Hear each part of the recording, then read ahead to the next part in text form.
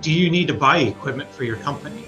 Is this something you're going to buy in, say, the first quarter of next year anyways? Well, you might consider buying it before the end of this year because you'll get the deduction for it in full in 2020 and be able to reduce your taxes this year. Rather than waiting, say you bought this in January 15th, you're not going to realize the tax benefits of that for a full year. So something to consider when doing tax planning now at the end of the year is, do I need anything? You obviously don't want to go out and buy a piece of equipment or buy a vehicle that you don't need, because even though you're saving tax dollars, you're still out of pocket money. But for every dollar you spend, you're saving somewhere between, say, 25 and 40% on taxes. So you're still out that difference. So you just need to make sure this is something you are going to buy anyways.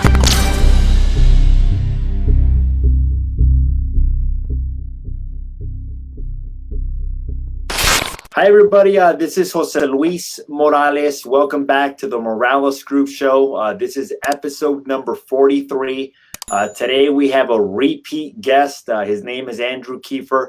He's an accountant. He's a CPA. Today, we are going to be talking about depreciation for both real estate and for businesses as well, too. So welcome to the show, Andrew. How are you?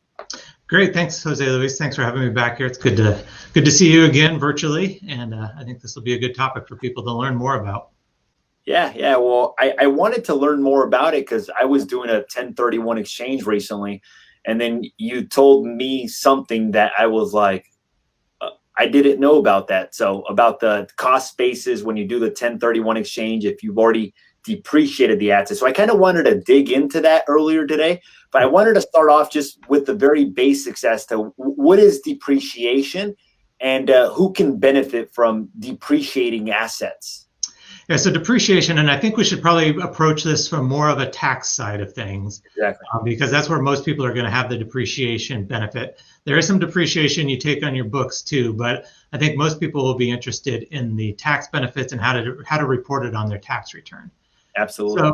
So depreciation comes into play when you buy an asset within your business. And so an asset is something that will provide a benefit for more than 1 year. So if we think about things for any type of business, these are items that will provide a benefit to the company or to you as an investor for a number of years. So buying a piece of real estate, obviously that will last for a number of years. So you get to depreciate the cost of that over time. Other items that qualify are things like furniture, desks, chairs, conference room tables. That includes computer equipment that you might need to buy, and also vehicles that you have for your business. If you're, say, in the construction industry, if you're buying bulldozers and backhoes. So those are what we talk about when we're talking about depreciable assets, are items that will last the company and generate a benefit for a number of years. And so what depreciation means is that you don't necessarily initially get the expense for that asset purchase immediately. And we'll talk about some bonus depreciation and tax law in just a minute. But in general, the cost of that purchase is not able to be deducted in the first year, but needs to be spread out over a number of years, 5, 7, 15, up to 39 years, that you get the benefit of that deduction. Perfect. So what determines whether you can depreciate something? Like, let's say, because I was under the assumption, and I was so naive, Andrew, when I started business, I was like, okay, if I buy a car, the car costs me $40,000 for business, or if I buy a computer, it costs me $5,000. That should make it so that makes my profit go less. But I wasn't aware that some of these items, because it was an asset, had to be depreciated for a longer period of time. What determines how long that asset is, if it's a 5, a 10, a 15, a 30-year depreciation? Yeah, so the life is determined for tax purposes by the IRS. They have a table that gives you a list of assets and tells you how long you have to depreciate it. So it's contained in IRS publication 946. So anybody can go out and Google it.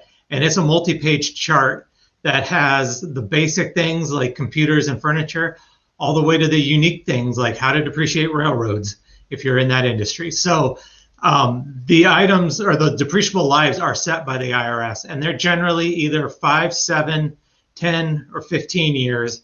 And then real estate gets into 27 or 39 years, depending on the type of asset. Perfect. Are there certain items, and maybe I'm jumping ahead of myself, are there certain items that, like, maybe if somebody wants to depreciate a larger amount in their business, like today, like before the end of the tax year, are there certain items that could depreciate like something like today, that is maybe like a year one type of depreciation for your business? Yeah, so there are two provisions that allow for what we call immediate expensing of these assets. Mm-hmm. And so these would be non-real estate assets. Mm-hmm. And what the IRS has is two provisions. So the first one is called bonus depreciation. So this one came into play a couple of years ago again, which allows a company or a business to write off 100% of the cost of an asset in the year it was acquired.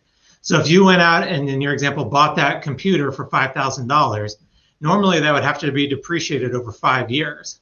But by using this bonus depreciation rule, you're able to write off 100% of the cost of that asset this year that you bought it.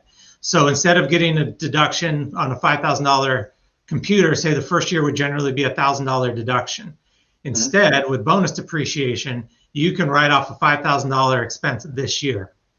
So that was put into the tax law a few years ago to kind of stimulate the economy. They want businesses to go out and buy assets. So this is an incentive for businesses to buy assets and stimulate the economy. If you can get a deduction for it immediately, you're more likely to buy it. Yeah. So we have bonus depreciation in place right now that allows 100% write-off through the end of 2022. Under the current law, after that, in 2023, it goes down to an 80% write-off, and then a 60% write-off the following year. And then in 2025, it's down to a 40% write-off. And then after that, there's nothing in the law past 2025 allowing for bonus depreciation. So that's one side that allows write-offs immediately. But even without bonus depreciation, and before we had that in the law, there was something called Section 179 expensing. So that Section 179 is just a reference to the tax code that referred to this. And that allowed a business to write off up to a certain dollar limit the purchase of a cost of an asset immediately that year. So right now the limits are about $500,000 of purchases that you can have in a year that you could write off. So even if bonus depreciation goes away, we'll still have the Section 179 expense limits that will still provide an immediate write-off, but there are a little more limitations on it. Whereas right now, if a company went out and bought $5 million worth of qualifying assets, they could get a $5 million deduction immediately. Under the Section 179 expense limits, they'd be limited on how much of a deduction they could take this year. And just a word of caution, everything I'm talking about is for the IRS. The state, and especially the state of California, has different rules, and they're not as generous with their depreciation. So if anybody's in California, there is no bonus depreciation, and the Section 179 is limited to $25,000. And many other states have limitations like that too. Yeah. And can somebody use leverage? Like, let's say somebody went out and acquired $5 million worth of assets and they chose to take that depreciation in year one. Could somebody maybe use leverage and still get the $5 million write-off? Essentially, let's say that they put 25% down, like or $1 million, and then they leverage that. Are they still able to depreciate the entire amount? Or is it because they're using the leverage that it doesn't allow them to depreciate the entire amount? No, so the depreciation rules and the bonus depreciation Section 179 come into play with any assets that you own. And so even if you finance or, as you say, leverage a piece of equipment or an asset, you're still considered to own that asset and that piece of equipment. So a common situation like this comes up with vehicles. A lot of times vehicles are financed. So let's say you go out and buy a car, qualifying car for $50,000, but you're going to pay that loan over 5 years. Well, if it qualifies for bonus depreciation of the Section 179, you can get that deduction of $50,000 in year one, even though you're making the monthly payments on that for 5 years. So that's one of the benefits of potentially financing a piece of equipment or an asset purchase, is you can get that depreciation deduction up front, even though you still have that loan attached to it. And I think just so people understand like the power of it, and correct me if I'm wrong, Andrew, let's say that the business only made $50,000. Let's just imagine that number. And then let's say that you go out and you leverage a car for $50,000 that qualifies as a bonus depreciation type of vehicle, would that mean that technically the business would make $0 in terms of a profit and loss for federal, meaning that they wouldn't pay any federal taxes in an instance like that? Yeah, exactly. Yeah, you'd have $50,000 of income, and then you'd have a $50,000 bonus depreciation expense, which would net you out to zero taxable income for federal purposes. Perfect. And essentially, let's say that they put $1,000 down on that car, then essentially they have a write-off for $50,000 when they only invested $1,000 in that year. Right. But they get the right. So one of the things that I learned about depreciation, it's almost like it's on paper, like it almost like it's like would you say like a paper loss almost, or? Almost, yeah. I mean, it's kind of, there's a disconnect between the timing of the cash payment and the expense that you get. Normally, let's say you pay a utility bill every month. Well, you pay that bill in December, you get an expense for that asset or for that expense in December. But with depreciation, you might pay that cash up front in year one, but have to depreciate it and take that expense in years 1 through 5. Or vice versa, like you just said in the finance situation, you could acquire a piece of equipment in year 1 and pay that loan off over 5 years, but be able to get the deduction in the first year. So it's kind of we call it like a non-cash expense, because there's a disconnect between the timing of the cash payment that you have versus when you get to take that depreciation expense deduction. Yeah. Yeah. And that's one of the things that I learned recently, because I mean, there's a difference between a profitable business getting a write-off for $50,000 or $100,000 or $1 million, and there's a difference between actually losing money. And that's the one thing about depreciation, that can help you essentially pay less taxes. In other words, now I was aware from a real estate perspective. I wasn't really aware, to be honest, Andrew, from a business perspective, that that the bonus depreciation actually existed as well too from a business perspective. So I wasn't really 100% on that aspect. Yeah. So yeah, I mean, bonus depreciation is the big benefit that the government has given to us for a few years that can stimulate the economy, incentivize people to buy equipment, but also provide a large tax benefit. And so it's kind of something to think about, especially as we get towards year end now, is do you need to buy equipment for your company? Is this something you're going to buy in, say, the first quarter of next year anyways? Well, you might consider buying it before the end of this year, because you'll get the deduction for it in full in 2020 and be able to reduce your taxes this year, rather than waiting, say you bought this in January 15th. You're not going to realize the tax benefits of that for a full year. So something to consider when doing tax planning now at the end of the year is, do I need anything? You obviously don't want to go out and buy a piece of equipment or buy a vehicle that you don't need, because even though you're saving tax dollars, you're still out of pocket money. But for every dollar you spend, you're saving somewhere between, say, 25 and 40% on taxes. So you're still out that difference. So you just need to make sure this is something you were going to buy anyways. Something that you actually need. Right. And we'll talk about in the end about like what happens if you sell that item or that piece of equipment. We'll talk about what happens if you sell that piece of real estate, because that's honestly the part that like I don't know yet, and I'm kind of curious to know. So let's talk about depreciation from a real estate perspective. So essentially, is depreciation on a piece of real estate for owner users, or is it only for investors? Let's start off there. Well, it's for whoever owns the property. So an investor can own a piece of property and lease it out to people, or it can be used for a business that purchases its own facility or something like that. So the depreciation rules are the same in either situation. So like, let's say I live in a home, and can I depreciate my primary residence or no? No, because that's not considered a business. You're not generating any income from owning your own home. So for a home, it'd have to be a rental property. Okay, so it'd have to be an investment or a business building that you're buying for personal use. You could depreciate the business building, in other words.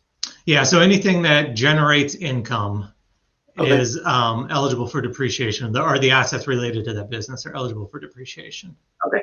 And then how long does the IRS say that a residential property, meaning like 1 to 4 units, that you can, how long is the depreciation on that? And so residential real estate is depreciated over 27 and a half years. Uh-huh. And so that includes a single family residence, a condo unit, a multifamily complex, a duplex or quadplex, something like that, all the way up to an apartment building. I mean, those are still residential real estate, even though those tend to be bigger properties. Yeah. Okay. And then what about for commercial buildings, and what classifies as a commercial building? How long is the depreciation there? So commercial building is anything that people don't live in. So this is like your retail stores, warehouses, office space, those types of pieces of real estate. And those are depreciated over 39 years. Okay. And then what is that based on? Is that based on like an evaluation? Is that based on a purchase price? Or how is that formula calculated? So depreciation is based on your cost of the asset. So let's say we went out and bought let's just say a single family home for $500,000. Uh-huh. Well, so we wouldn't necessarily get to depreciate that entire $500,000 purchase, because one thing you have to do is allocate a portion of the purchase price towards the land. So when you buy any piece of real estate, you don't only buy the physical structure, you're buying the land underneath it. And the IRS says that land does not depreciate. So what is in our example of $500,000 purchase, let's say the land is worth $100,000 and the building on that is worth $400,000. We would then be able to depreciate that $400,000 cost of the building over 27 and a half years. And that $100,000 allocated to the land is never depreciated.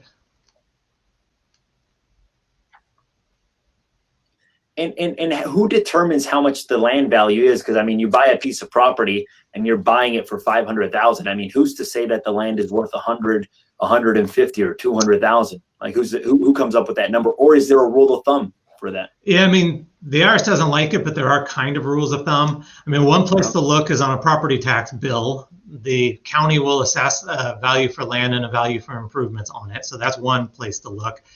Kind of in accounting, depending on the piece of property, sometimes that's 80% of the cost is allocated to building and 20% to land. Sometimes 30% to land, 70% to building. It kind of just depends. I mean, you figure if you're in a condo, there's very little of that value is allocated to land. Whereas if you buy, say, a large piece of property that may be, say, 2 or 3 acres and there's one house on it, a higher value of that purchase price would be allocated to land. So it kind of depends on the situation. And does the accountant make that judgment call essentially? In other words, like, is it something that like you go to your accountant and your accountant makes that, or how is that like determined? No, you work with the purchaser to determine that value. And a lot of times there might be something in an appraisal on a piece of real estate too that might give you some indication of how much should be allocated towards the land. Okay, right. Cool. So let's talk about like bonus depreciation. I know that we talked about it from a business perspective. Does that exist also in real property? And how does that work? Does it work pretty much the same way as it does in a business context? It can, yeah. So with the real estate and your purchase price of the real estate, like I said, generally it's depreciated over 27 and a half or 39 years. And those assets are not eligible for bonus depreciation or Section 179. So the purchase price is stuck and you're stuck depreciating those over those long time frames. If you were to buy, say, a water heater that needed to be replaced for the house, or carpeting, something like that, that could be eligible for bonus depreciation because that's a tangible asset within the house. But the actual purchase price, just the straight purchase price, not doing anything extra, will not be eligible for bonus depreciation. Okay. And what about for commercial building or like apartment complexes? Are there any exceptions for those? Not just on a straight purchase without doing anything special. So those would be depreciated over 39 years. But there is one technique to look at when you're purchasing bigger pieces of real estate or higher value pieces of real estate called a cost segregation study. Mm-hmm. So in a cost segregation study, what happens there is you buy an apartment building, let's say for $1 million. Well, without a cost segregation study, you would say allocate $100,000 of the purchase to land and say $900,000 to the building, just to make up some numbers here. Mm-hmm. And then that $900,000 allocated to the building would be depreciated over 27 and a half years. So it takes a long time to get a lot of the benefit for that depreciation deduction. Yeah. But with a cost segregation study, what somebody comes in, and these are companies that specialize in cost segregation studies, because the people usually with an engineering background that know how to read plans, that can come out and evaluate a piece of real estate. And so what they'll do is take a look at the apartment building or the commercial property, whatever it happens to be, and break that purchase price up into smaller units and take a look and say, okay, is there some 5-year assets here? Are there some 7-year assets here? Are there some 15-year assets here? And so they try to break that $900,000 price up into smaller pieces. And so the advantage of that is if we can carve out a portion of that cost to depreciate over 5 years, that's a bigger benefit to you as the owner of that property early on in the life of it. Mm-hmm. And so generally, if we see a cost segregation study, it's somewhere between 20 to 35% of the cost of the property can be allocated out into a shorter lived asset class, basically, to depreciate it over 5, 7, or 15 years. And now with the current tax law too, with bonus depreciation, there could be some advantages there of being able to write off a portion of this immediately. Mm-hmm. So this could be a big thing to look at as you're buying property. The cost segregation studies, though, really only come into play and are beneficial because obviously you're paying for this study. So you want it to pay for itself pretty quickly. And so generally the purchase price of the property needs to be about $1 million. So if it's over that, it's kind of a no-brainer to do a cost segregation study. If it's under that value, it's kind of I don't know if the cost is worth the benefit, but they're a powerful tool that the IRS allows to accelerate depreciation on these types of assets. But like I said, you want to make sure you're using a company that specializes in this. It's not just anybody that can go out and decide, oh yeah, that fence over there is worth $10,000, we'll depreciate it over 7 years. I mean, this has to be backed up because the IRS knows about these studies. And if you were to be audited, you'd want a reputable firm that stands behind its report, that if the IRS were to ever question anything, you turn over the report and you've got all the documentation you need there. Like I said, I mentioned a report here. I mean, these reports are anywhere from 40 to 100 pages long. These are very detailed studies going into the cost and breaking down that asset. Yeah. So essentially you want to make sure that the person doing it, somebody with a good reputation and somebody that has a track record for doing cost segregation studies. So this is the part that I'm unfamiliar with. So like, let's say that like you buy the $1 million building, you depreciate, bonus depreciation year one. Let's say you get a $250,000 write-off because you got the cost segregation study. What happens if I want to sell that building now? Yeah, so that's the one thing with depreciation is that reduces what we call your tax basis in the property. So on day one, when you bought that property, your tax basis was $1 million. Then every time you take depreciation expense, that reduces and lowers your tax basis in the property. And so in your example there, if we bought an apartment building for $1 million and have taken $250,000 of depreciation on it, my tax basis in that piece of property is $750,000. So when I go to sell that property, any amount that I sell it for above $750,000, I will be paying tax on a gain on the sale of that. So that's one thing a lot of people don't realize is that depreciation reduces your basis in the asset. And that's because when you're taking depreciation expense, you are getting a deduction on your tax return. So essentially, when you sell that piece of property, you are recapturing the depreciation that you've taken. So if we went and sold this apartment building for $1,250,000, the gain on this would be $500,000. So the taxes would be paid on a $500,000 gain because our tax basis is only $750,000. So a lot of people think, and I think this is a misconception, they think, okay, I buy a building at $1 million, I sell it for $1,250,000. The gain would be on that $250,000 that I sell it for. But I think what they're not factoring in is how much had they taken into the depreciation. So if they've taken, depending on how long they've been depreciating the asset, that plays a factor into their tax basis. In other words, let me ask you this: is it possible to choose not to depreciate an asset? Like, let's say that I own an investment property. Could I make a decision, say, hey, look, I'm not going to depreciate the asset? Because a customer told me that the other day, because we started talking about depreciation a little bit. He said, well, I haven't depreciated the asset, or something like that. And I was, it was a little bit interesting to me, because the IRS requires you to take depreciation according to the laws, and if you don't take it, what the tax code says is it's depreciation allowed or allowable. And so even if you didn't take it, but you were allowed to take it, it's in effect that you took it. And so there's not really any way to not depreciate an asset. So there's no benefit to it, essentially, in other words. Now, is there a depreciation tax? Like, let's go back to that example that you sell it at $1,250,000. The tax basis is $750,000 because you depreciated $250,000.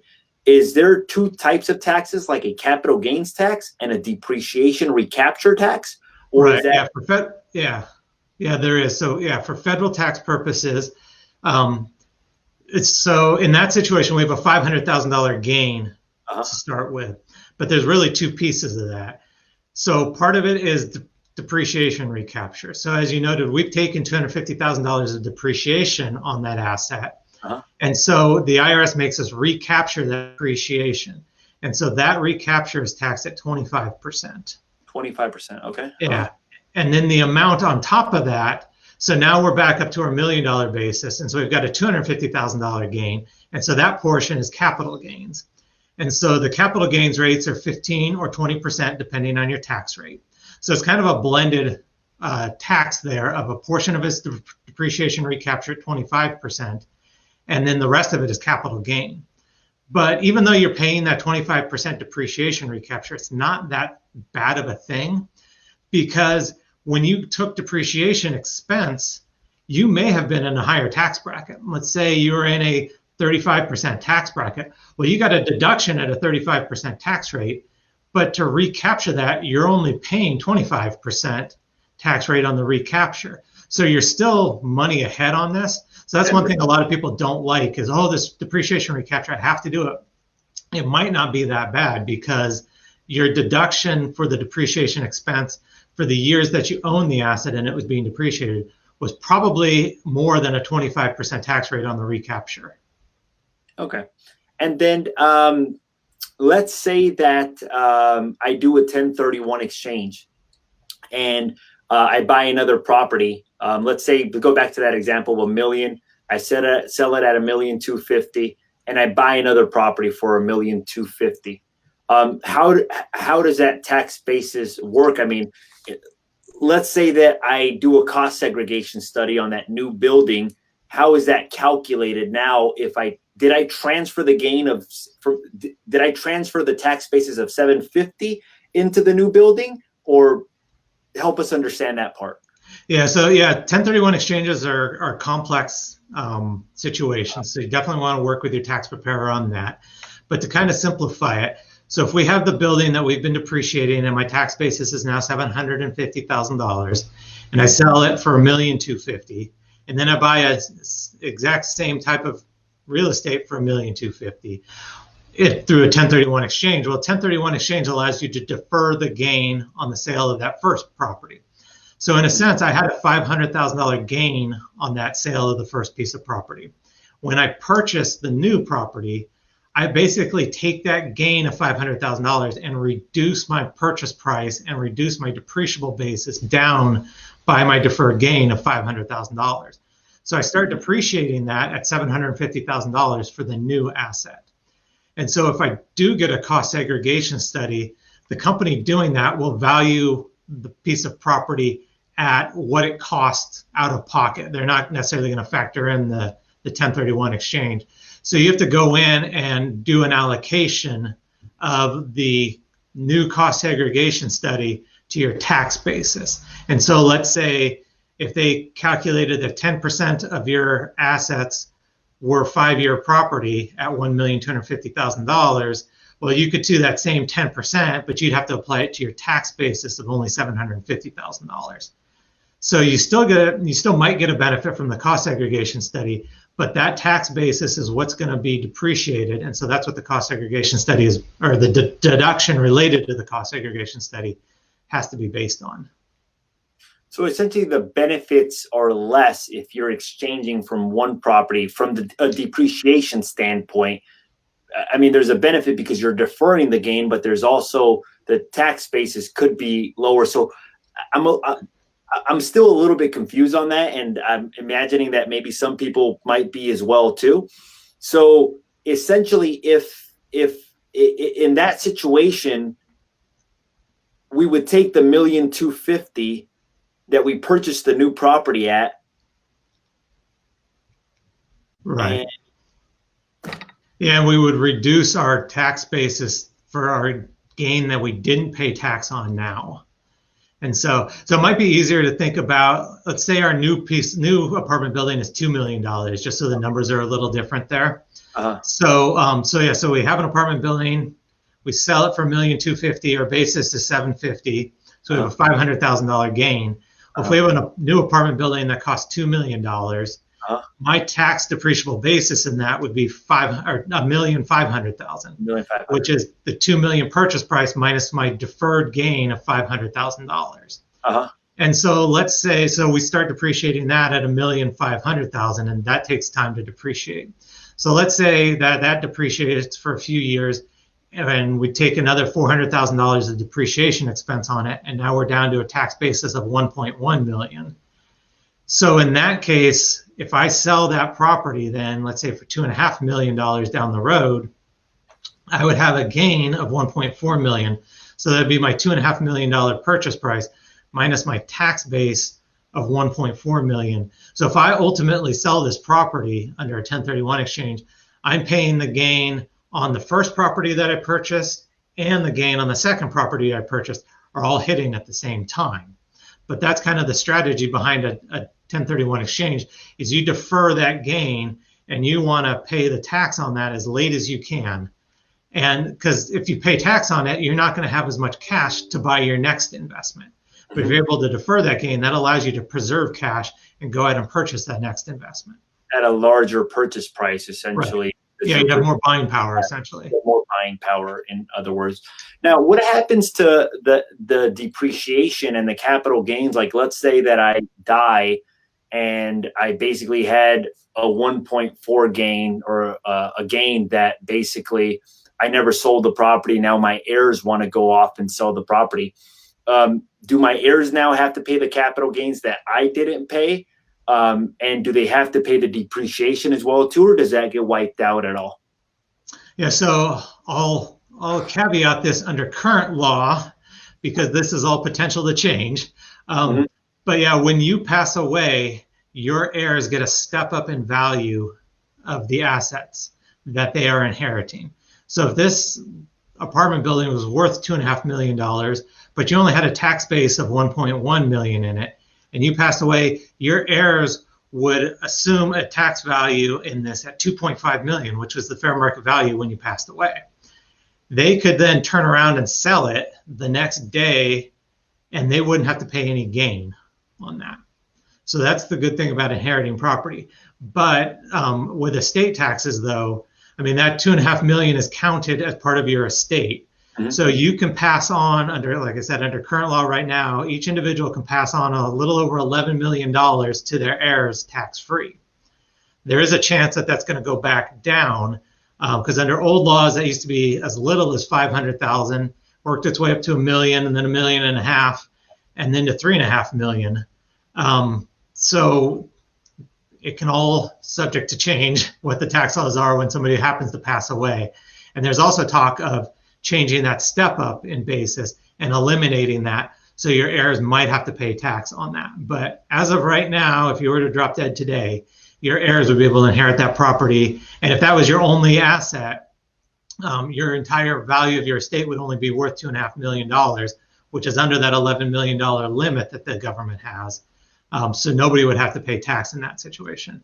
So let's say that they did get rid of that step up in basis. Let's say that the law happened to change, and they did, and now my heirs inherited the property. Does that mean that my heirs would inherit that same basis that I had on that property? Meaning if they sell it, then they're basically paying the recapture and the capital gains at that point. Right. Yeah. If they eliminated the step up in basis, they would inherit your tax basis in the property. And if they were to turn around and sell it, they would have a gain based on the $1.1 million tax basis, and they'd have to pay tax on any gain in excess of that. Yeah. Okay. Now let's go back to a business. So like, let's say that I sell a piece of equipment. Let's say that I buy $1 million piece of equipment, and I did accelerated So if I did accelerated depreciation on that $1 million of equipment, I would write off the entire thing. Would that mean that my basis for that would be $0, or how does that work in terms of a business? Yeah, so that's kind of the same way it works as business as it does real estate. So if we buy, if we're a manufacturer and we buy this huge piece of equipment, cost $1 million, and we take advantage of bonus depreciation and write that entire cost off in the year that we bought it, our tax basis in that asset is now $0. And so if you sell that piece of equipment for $1, you will be paying tax on that gain because you don't have any basis left in that asset. So there's good and bad to bonus depreciation, but with most equipment in a business, loses value over time. Real estate's different because that usually tends to appreciate in value. But when you're talking about a business and equipment and hard assets, they tend to lose value over time, just as technology changes, wear and tear, that type of stuff. So it's pretty uncommon that you're actually selling it for more than you bought it for. So you're still getting a benefit of that deduction and that depreciation early on in its life. But yeah, I mean, if you do sell it, you will have a gain down the road. Okay. And then I would have to, it would work in a similar fashion where there's I would pay taxes on that gain. So like, let's say that like I bought a car that was $100,000 and it qualified for bonus depreciation. Let's say I got the $100,000 write-off this year, but then January 5th comes along and I say I'm selling it. How would that work? Yeah, I mean, if you sold it for, let's say, $80,000, you would be paying tax on a gain of $80,000 because your tax basis is $0 because you got that entire write-off in the prior year. Is there any benefit to doing something like that? Like I know that you mentioned earlier that maybe the recapture is only like 25% versus maybe that year you're at a higher tax bracket. Like, are there people that potentially do that kind of stuff? Like maybe buy a vehicle for $100,000, take the depreciation that year, and then sell it next year? That's pretty uncommon. That depreciation recapture at 25% only applies actually to real estate. Mm-hmm. So if you're purchasing equipment, there is no tax rate or no special tax rate for that. It's just taxed at an ordinary tax rate. So you're not picking up any tax rate benefits there. The only time I've really seen that is when somebody buys an asset and then there's a change in plans of the company and they turn around and sell it right away. So it's more of a strategic plan of the business, but there's really no tax advantage to do that. And let me ask you a question. There's a guru out there, I'm not going to mention any names, but he bought a jet. And that guru basically said that jet helped him save money in terms of income tax. Is that possible at all? If you use aircraft for a business, that can be a depreciation deduction. The IRS knows about aircraft and the rules around that, and so they're very strict. And you want to make sure you've got all of your documentation in place that this is a business asset and not a personal asset. So as long as it's a business asset and you're using it to basically for business travel, they could potentially depreciate it, in other words. And could you take like a bonus depreciation on something like that as well too? I don't know off the top of my head about bonus depreciation in an airplane, but I mean, you definitely get depreciation on it. And it's kind of surprising how short you get to depreciate an airplane. I want to say it's less than 10 years. Really? So, yeah. So I mean, they're huge write-off. If you use it for business, it's a legitimate expense. The problem with airplanes is that's an easy one to mix personal and business. And so that's why the IRS picks on it. And you just want to make sure you have good documentation around it. Perfect, Andrew. So I think that we covered everything in terms of the depreciating. The main questions that I had questions on was on whenever you do a 1031 exchange and you exchange from one property to another, how that would work. And I was curious to see if heirs would essentially be able to get that step up in basis even after you depreciate that. And I was also curious how the accelerated bonus depreciation would work on that, but you did a great job explaining it. Is there anything else that you'd like to add to this interview? No, I mean, I just say just have good record keeping anytime you buy an asset. Give the information to your accountant so they can calculate the depreciation properly. And I've also had the situation too where you don't have to take bonus depreciation and you don't have to take Section 179. So we've talked about that as a good thing to accelerate deductions, but those are elections and you don't have to do that. I've had some clients that with bonus depreciation, they would show a loss on their tax return. And they didn't want that because their bank was looking at the tax returns or their insurance company was looking at the tax returns, and they didn't want to have a loss. So they elected out of it and would just depreciate the asset over 5 or 7 years, whatever it happened to be. So these rules are in place, like I said, to provide a good tax benefit if you want to take it, but you don't have to take these things. Perfect. I think it's great. Andrew, where can people get a hold of you if they liked your advice and maybe they wanted a consultation or maybe to retain you as their accountant? Yeah, so I work in Oxnard, California. My firm is CBiz, Mehrhoff & McCann. We're a national CPA firm with a local focus in our different markets. My phone number is 805-988-3222. Or I can be reached via email at akiefer@cbiz.com. So that's akiefer@cbiz.com. And I'll put a little plug in there, Andrew. So like prior to me having you as my accountant, I would write emails to my other accountant with questions I would have about taxes, tax benefits, different tax situations. And she would always say, well, we need to formulate a plan. That's why you need to come into my office and we can formulate a plan. And I'll charge you $20,000 to formulate that plan. And one of the things that I appreciated from you is that anytime I've ever reached out to you with a question, you basically give me the answer that I need. And basically, it's extremely helpful just to have somebody like that on my side. So I'm very appreciative of you. I thank you for being on the show. And I think that there's a benefit to having a good accountant on your side because you can prevent doing certain things before you do them if you've got the right advice. Exactly. Yeah. Cool. Yeah. Thank you. All right. Thank you, Andrew. Appreciate your time. Great seeing you. Stay in touch. Bye-bye. Bye.